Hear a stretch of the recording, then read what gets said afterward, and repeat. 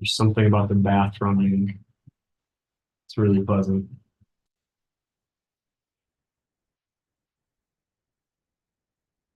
This evening, I asked Sokazan to talk about a topic that I've been trying to look at myself. Maybe not so much in a scholastic sense, but in a practical sense, in a practice sense. And it's a topic I've talked about a bit before, but it's been showing up a little bit differently, and that's the topic of bodhicitta. And I particularly want to talk about how, as practitioners, bodhicitta is not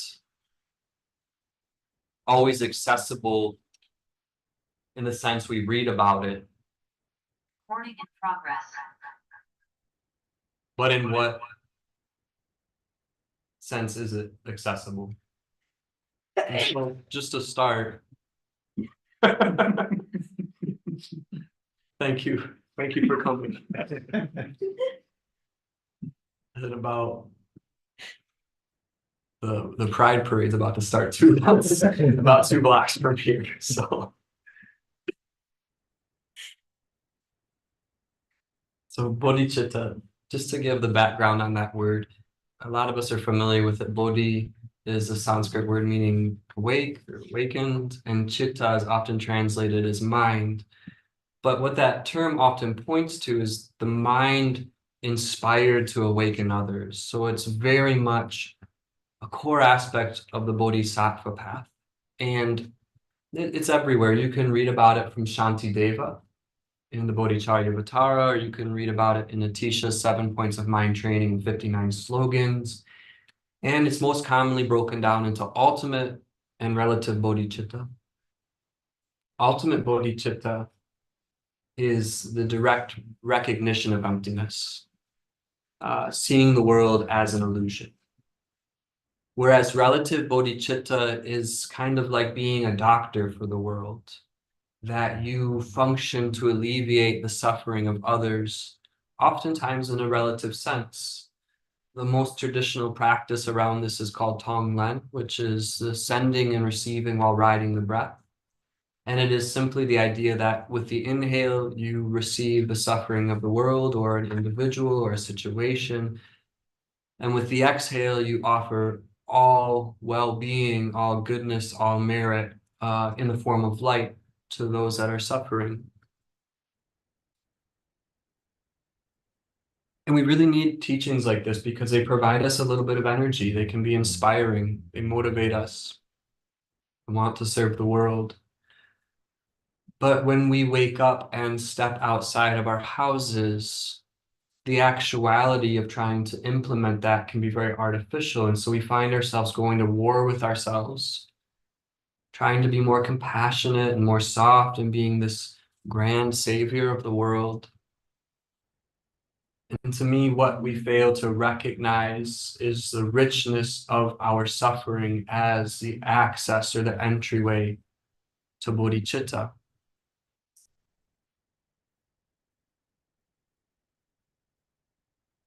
And so Trungpa Rinpoche talked about bodhicitta as being a wound. And so I want to talk a little bit about this wound or this tenderness. And that tenderness is very raw. It's very intimate. And because of that, we spend our lives protecting. We spend our lives trying to cover up that open wound that causes us to feel so deeply. And the 3 poisons are the main defenses we have from preventing that wound from being exposed, that tenderness from being triggered. And so if we look at the poison, the klesha of anger or aggression, the way that shows up, to think of it as an image. If you think of an actual literal wound on your body and something were to touch that, it's electric. If it's a nerve that's being touched, it is immediate and overwhelming.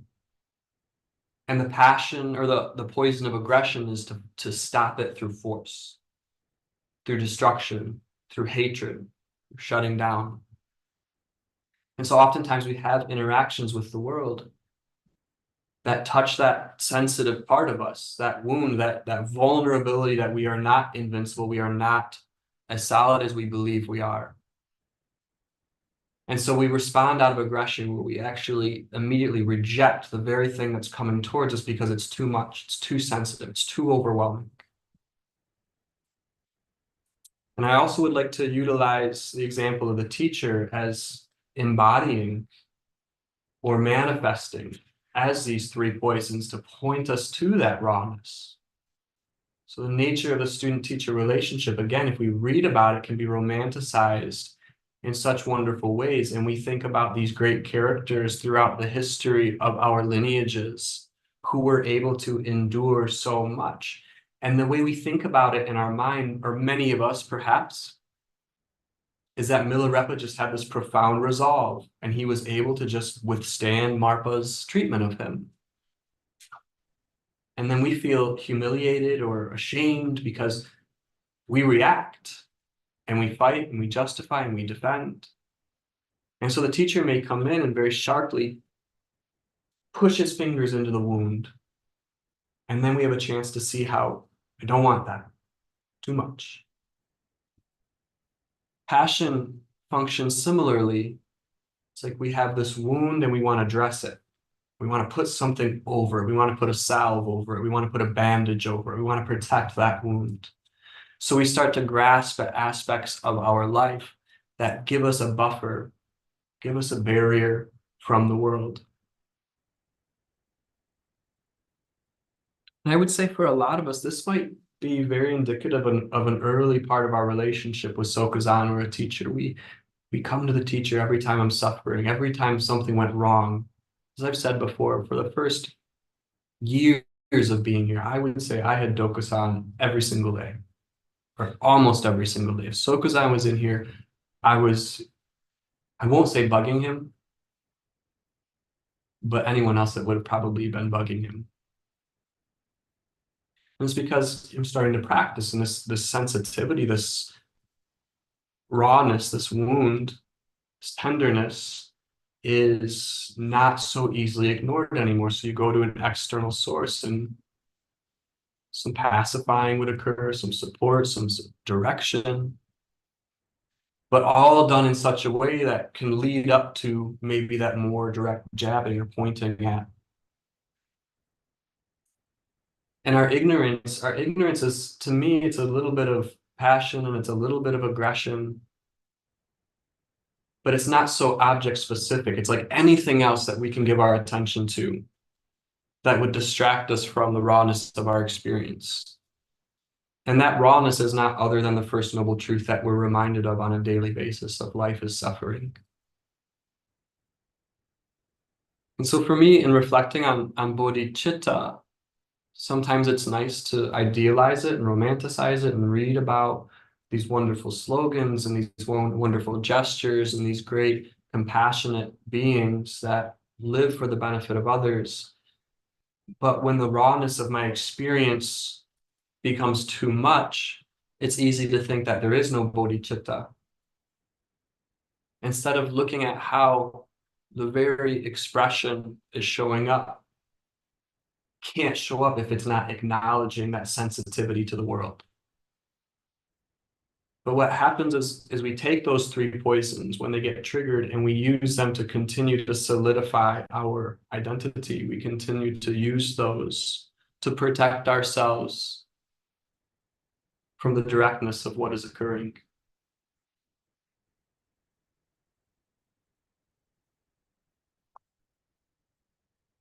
And so we use these forms, but we should always have some sense in the back of our mind that at some point the teachings as concepts are not enough. That when reference points really begin to slip away and we're left with the most raw quality of our experience, it probably won't be enough to say Marpa, Milarepa, Bodhidharma, Huinam, Bodhicitta, because it is so raw. So we have to come back to our intention.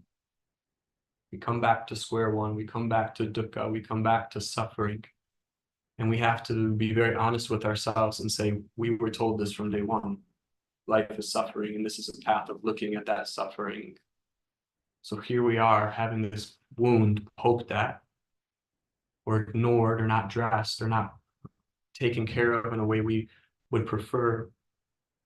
And instead of seeing that as an opportunity to feel, receive the most raw and direct aspects of what is arising, we get caught up in the fighting, we get caught up in the grasping, we get caught up in the ignoring.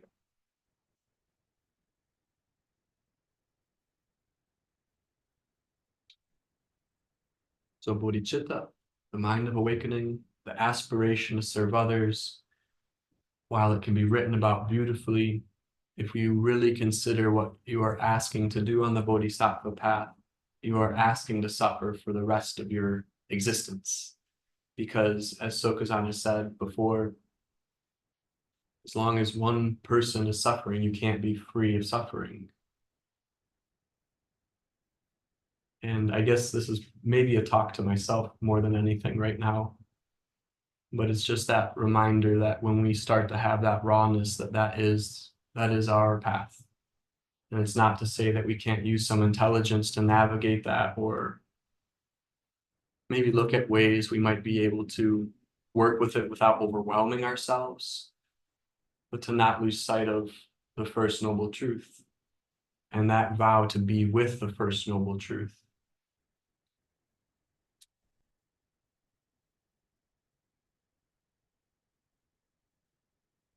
Are there any questions this evening? Milka? Milk bowing, that rawness or tenderness, is that always available? I think so, but I also don't think it's limited to an experience. I think for me right now, it's very experiential. There's just a lot of sensitivity. There's a lot of reactivity. There's a lot of like those jolts to the nervous system. But I don't think that having access to that tenderness or rawness requires us to constantly be in a state of agitation. The agitation probably is indicative of some sort of defense trying to take hold still. For me, that's how it shows up. Milk bowing, how does the defense show up? The reactivity to the rawness, experiencing it with the addition of suffering or the addition of negativity or the addition of wanting to resolve it. So it still has some sort of directionality. It's still wanting direction. And if we look at, again, the three poisons, part of why they are so effective in maintaining territory is I think they do provide a type of release that when we talk about that word outflow, when we externalize through passion, aggression, and ignorance, we are off-gassing some of that negativity. We're like taking a little pressure off the pressure cooker. And we take it down just enough where we feel okay and we don't have to look at it anymore. And then the pressure builds and builds and builds and builds. And then we outflow just enough to take the pressure down again. And so it's that vicious cycle of passion, aggression, and ignorance. You know, the aggression, the outflowing, the passion of remorse, and then the ignorance of it going under the radar and building up again.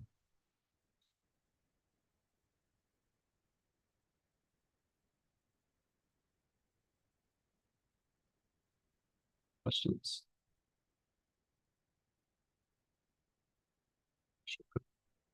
Sure, Brian.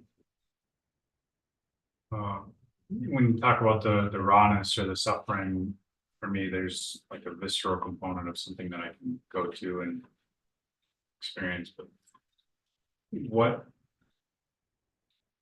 Louder, please. But what is that rawness or what is that suffering?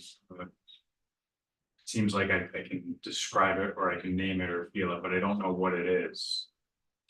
It feels like the suffering quality is using the three poisons to try to resolve something that doesn't need resolution. So it creates a type of friction or warfare.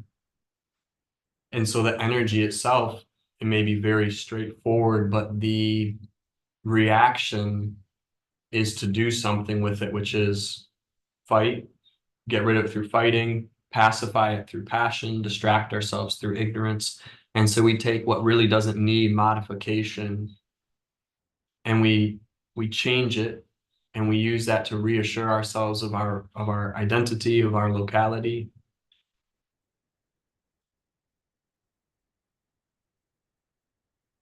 Shokabang, that suffering, at least what I resonate with when you speak about it, it has like a locality, like I can go.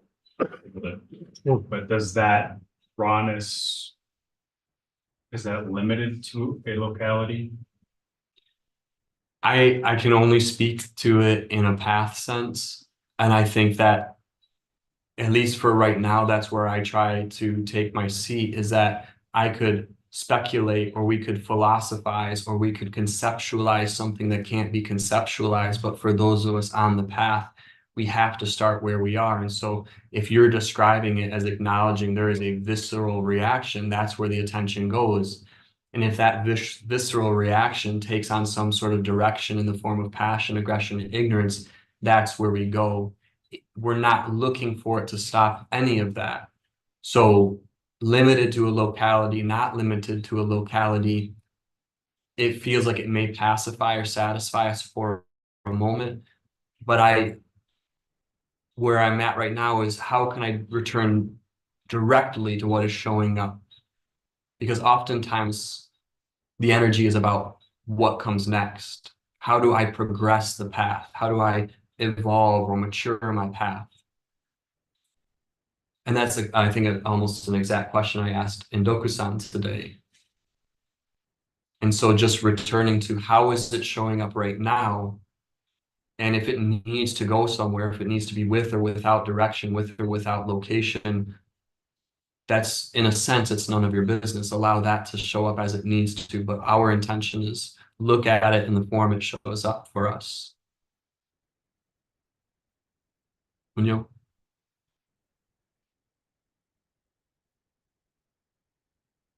When you were describing the circle of the three poisons,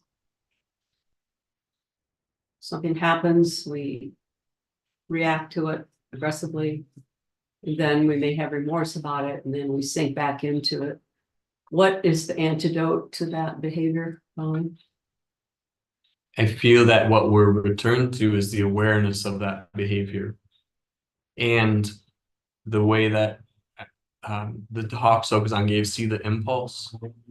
I think there's something to that for me, that if I can be looking directly at the aggression as it arises, even if the outflow arises, and you're looking at that, you can begin to see the impulse to morph it into something else. And it is incredibly uncomfortable to not turn that into some sort of passion. So to stay with whatever degree of outflow we've had is, or can be, excruciating, because we are just humiliated. We don't have a chance to show that we actually knew better, and we're going to acknowledge to others we know better so that they know that we knew better. And now we can go back and everything's okay for now. And so it's just, I think humiliating is a word that would resonate for me. It's just embarrassing to have any one of those poisons be acknowledged and not immediately take the next lap around the track. Is it possible to stop that going around the track one more time?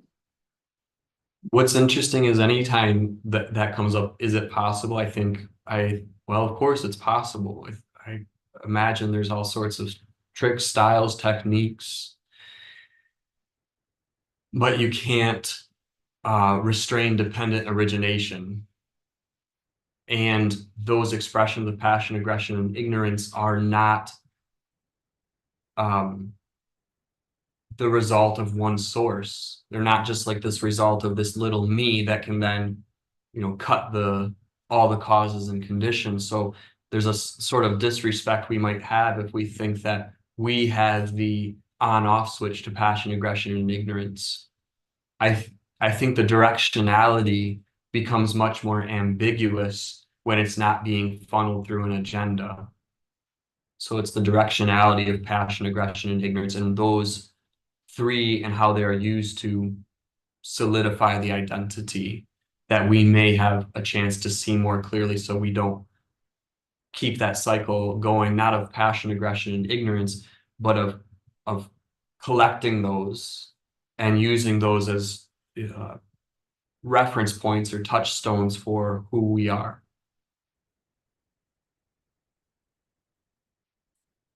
Wendell. Wunderbar. What is the role of that humiliation or failure? Thank you. The role of the humiliation and failure isn't, I don't feel it's a role at all. That just as the passion, aggression, and ignorance arise out of dependent origination, the humiliation does as well. But that's another like can of gasoline, because it shows up, and because it's so distasteful, we think we need to resolve that. We think we need to not do it again, or create an identity where we don't have to be exposed.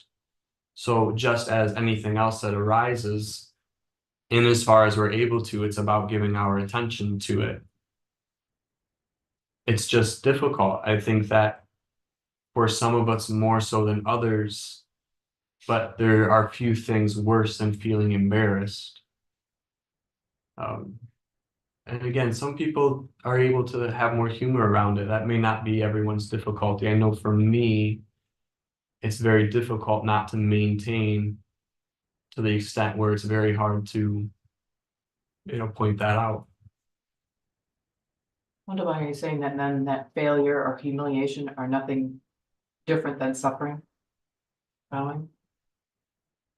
The way I understand it is that just as any other aspect of phenomena would arise, they would just be give your awareness to it. I'm not saying that on the path we might not work with it in a different way to help us go deeper into what is arising. But if we can think of it in its most simple form, which I tend to be quite simple, I feel, is just as any other characteristic would arise, just be tentative to see what direction you think it's pointing. And as the intensity of what is arising increases, the impulse to take a direction seems to increase as well. So it's much harder to hold our seat or just receive or just observe when the situation is that much more charged with emotion or preferences or opinions.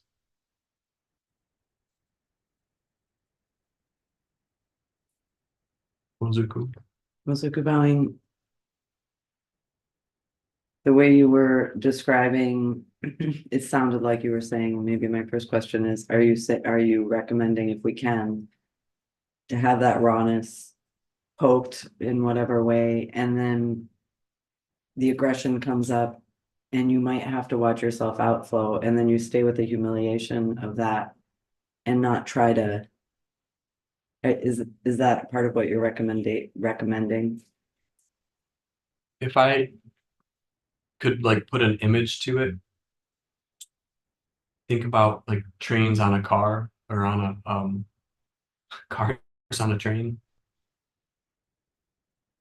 Have to be a big car to have a train on it.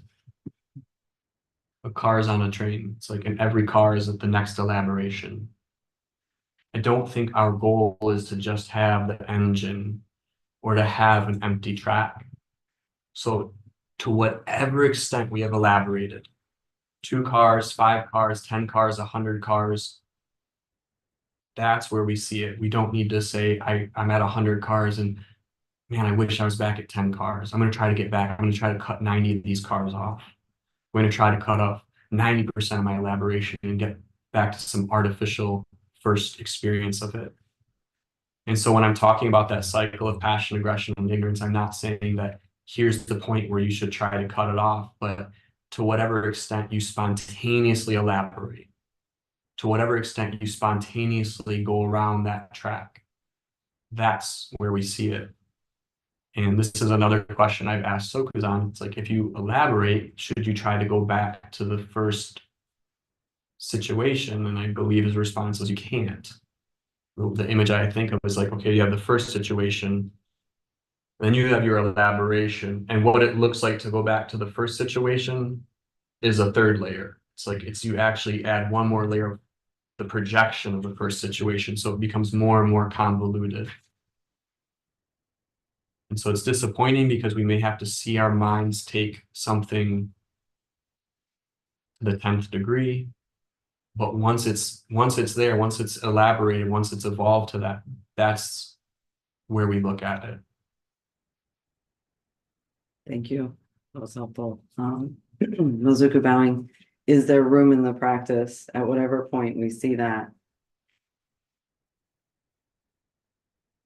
I don't know what phrase to use because my question is how would that show up? But to maybe acknowledge how our outflows impact other practitioners and the people around us. You might, and I don't think a standard could be set up in that regard, and that shouldn't surprise you at all. That the tendency is to express remorse with the hope of eliciting acknowledgement or forgiveness. It is rarely a simple gesture to just acknowledge. I apologize that I did that. I realized that wasn't helpful. It's more of can't you see? Can't you recognize you were at fault a little bit too? So I would just be very tentative anytime that shows up as an impulse to explain or justify or apologize. And again, I'm not saying not to apologize. I know for me, sometimes it helps to have a little bit of a pause or a break, so it's not a reactionary situation. That's actually more intentional than reactional. Mizuku bowing. Some of my experience has been,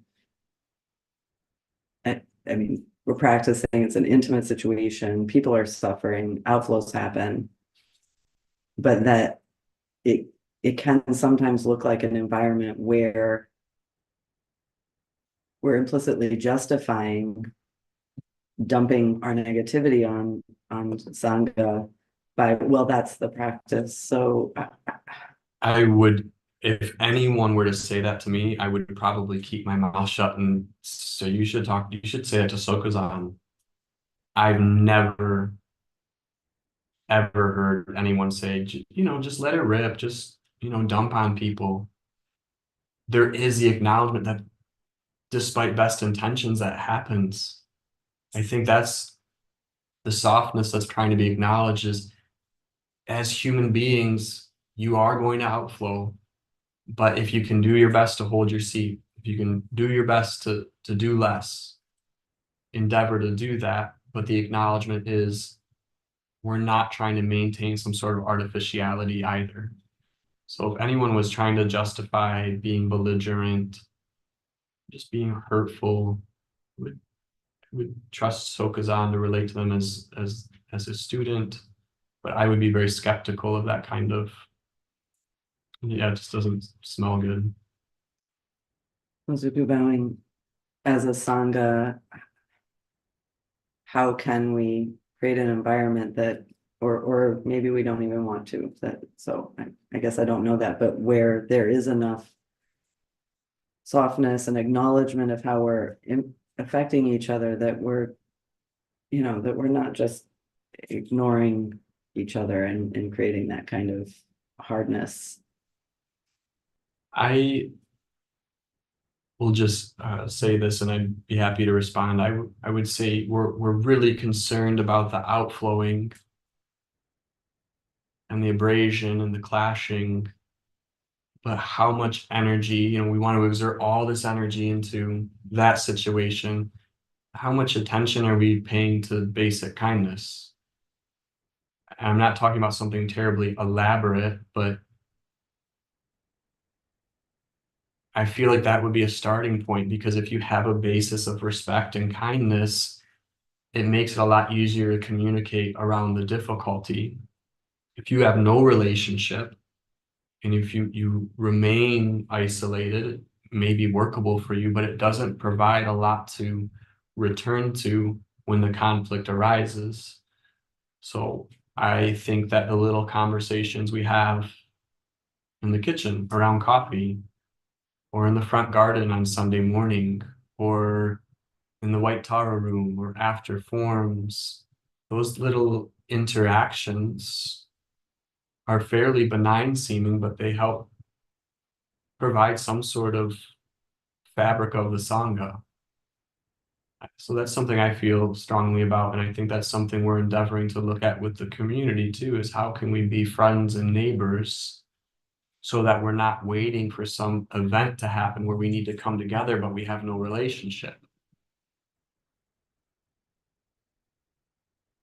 Was it be valuing another aspect of or an aspect of the environment that can, I think, be jarring for somebody who maybe new or not have any relationships in the community or have that kind of basis, can just even be the way we move around such a small space that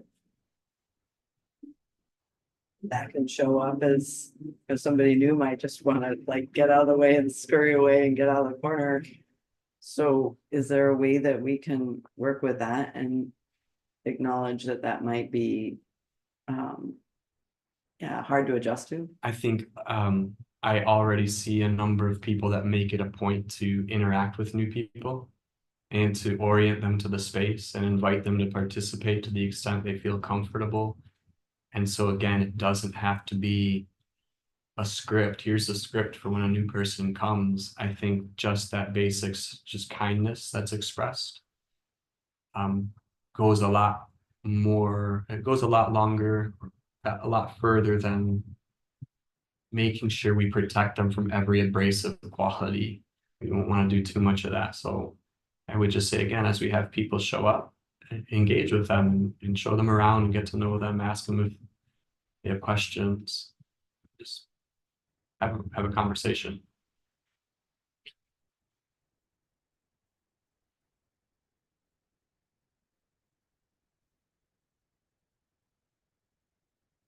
Other questions, Shoka? Shokabine, you mentioned that bodhicitta is a topic that you return to often in your practice. And I'm wondering if you can say what it is that inspires you to look at that as a teaching, and then how that's changed or deepened over the years. For me, I think anything that reminds me of the vow, which I think bodhicitta is, in an ultimate sense, to see the lack of self in other, and in a relative sense, to just try to not make more difficulty in the world, and if we can, try to ease things, make it a little more workable for people to live their lives. So in that sense, it is applicable. For me, it feels so pragmatic. It's not as, it can be very abstract if you read like the Bodhisattva Bhumi Sutra. I don't resonate with that. It's harder for me to understand. It gets very, the 10 stages of the Bodhisattva. So in that sense, it can be very inspiring. And I think the way it has been changing over the years is that initially it worked as inspiration to give me energy. And now it is beginning to see the pragmatism and the actuality of what we have taken vows to do. And so when it becomes that difficult to face this vow of the suffering of the world, to know that that is the very path I asked Sokuzan to teach me. So it's evolved in that way, is that it's not just thoughts, and it's much more painful as it begins to show up. And I'm not talking about a fruitional quality. I'm just talking about there's so much less romanticism about suffering and being with all beings than there was when I first started practicing. Shokabine,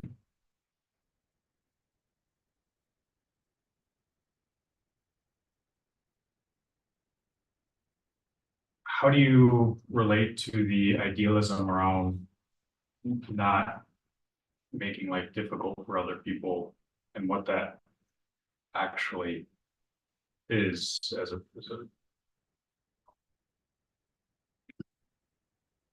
We just return to the idea of a simple intention as opposed to an accomplishment.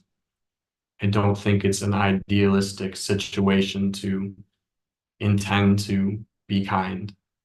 I think it becomes idealistic when it starts to put up boundaries that accepts and rejects and functions out of force. And I find that it's helpful. It's helpful to just interact with people. Just interacting is a kindness. It's not like I have something to offer you. It's not an action of like buying your groceries or washing your car for you. It's just interacting itself, acknowledging just the basic dignity, the basic intelligence of somebody is a kindness. And I don't think that that necessarily is idealistic. It just comes back to very functional feet on the ground. Chiezan? Chiezan bowing. Can you hear me? I am in different setting, and can you hear me? Yes. This is a very touching topic to me, and very difficult. I really don't know even how to talk about this. At the same time, I feel I have a desire to talk. So my question is when the combination of feelings of that rawness and tenderness, pain and sweetness comes, and it's extremely powerful, which happened to me after the monks' talks on Saturday, and I was wondering what actually caused that sudden that reaction in me. Is there any value in exploring and even asking questions about the nature of something of this kind of experience, or is it just an elaboration, adding to something which just should be felt? I think in the context of the path, it might be helpful. You're a student of Chiezan's, so that would be a good direction to ask questions about it. And I don't know why, but this showed up right away is that, so you listen to the monk talks, you had this strong response, reaction, whatever it was arising. Is that may be a time to go directly to the cushion and not do anything with it. You actually can feel what that is in the body, and it won't last. So you're sitting, you will actually, if you sit there long enough, you will watch it start to fade, and you'll start to miss it. And like, oh, I wish I could, if it was a pleasant experience, you wish I could get that back.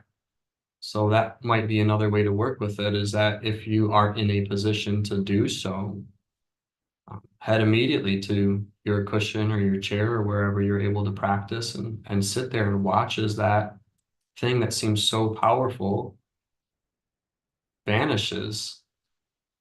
We have to sit there for a while, maybe not so long at all, I don't know.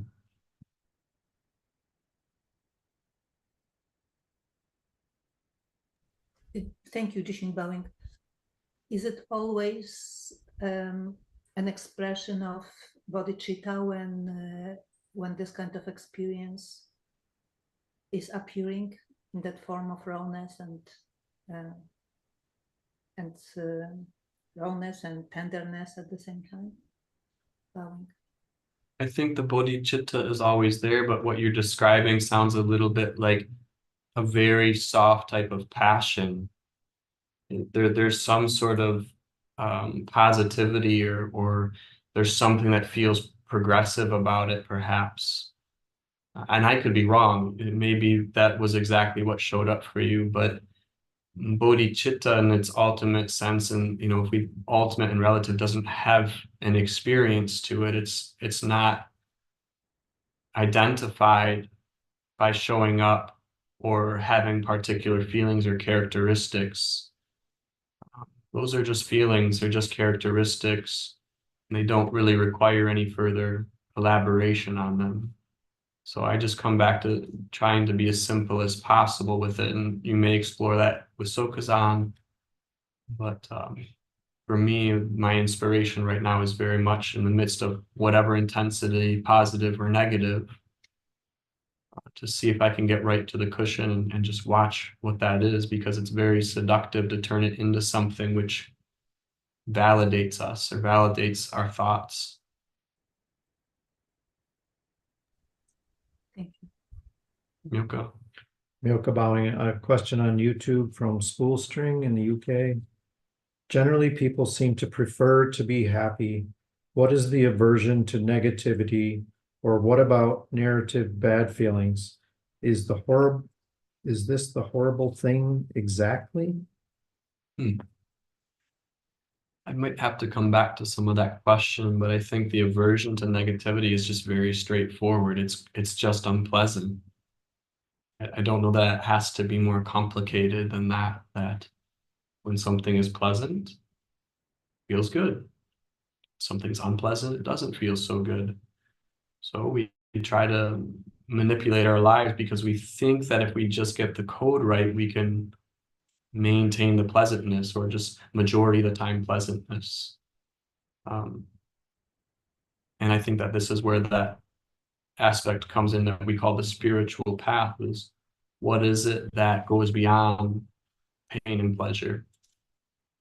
Again, I don't think I followed the entire question there.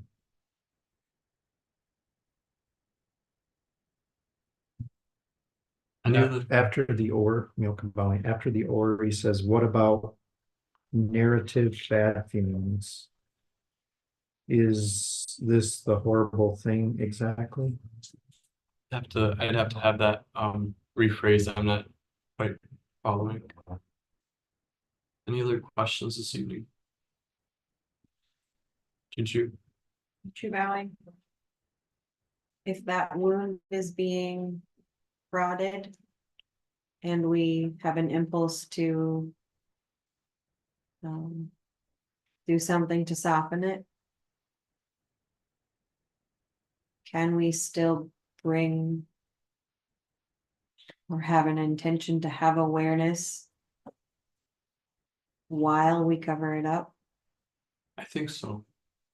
Yes, I think very much so. I mean, if you're describing the situation, there's some awareness that this is getting to be a bit much, and you could say for the longevity of my practice, I'm going to need to turn down the heat a little bit so I can keep going. Because I've talked about you get that martyr mentality, and you just burn yourself out because you just think that there's something to just forcing yourself to feel the most excruciating pain at its highest level at all times, and we call that spiritual practice. I don't think that's the case.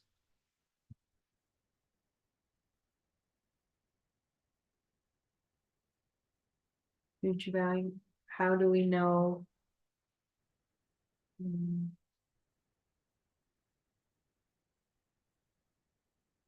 when it's appropriate to soften it? This is pretty unsatisfying, but I feel like you'll know it's appropriate when you do soften it. And there's no way to tell. We always go like 10 points further than we think we can go, and then we get mad. We kind of declare that we're going to soften this because it's gotten to be too much. And that's probably exactly where we needed to soften it at. Got a chance to see a little bit of that righteousness. My experience, not anyone else's, my experience. Jishin Bowing, just a quick question. Can you say again what is the ultimate bodhicitta? Bowing. One of the ways of saying it is seeing the world as an illusion, direct perception of emptiness. Rumi and I have started trying to learn German, Danke. Stand and dedicate the mirror. I don't have that in German yet.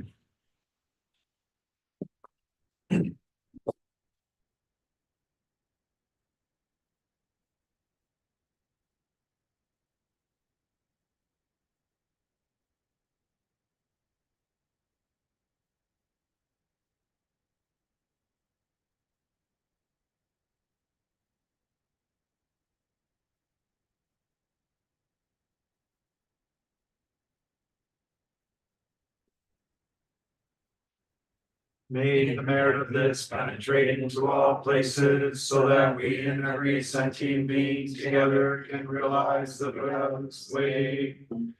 Chiezan.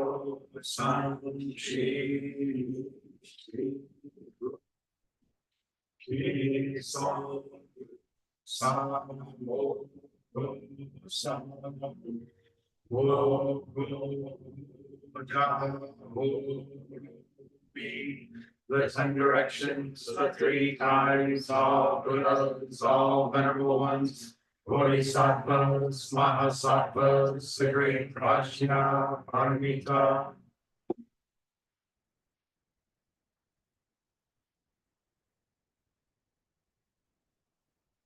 O Buddhas and Bodhisattvas of the 10 directions and the 3 times, please hear us. Please come down out of the light and protect Sokokoji Buddhist Temple Monastery, our Sangha, families, friends, and visitors. Heal everyone who is unhappy, sick, or suffering, and fill them with light.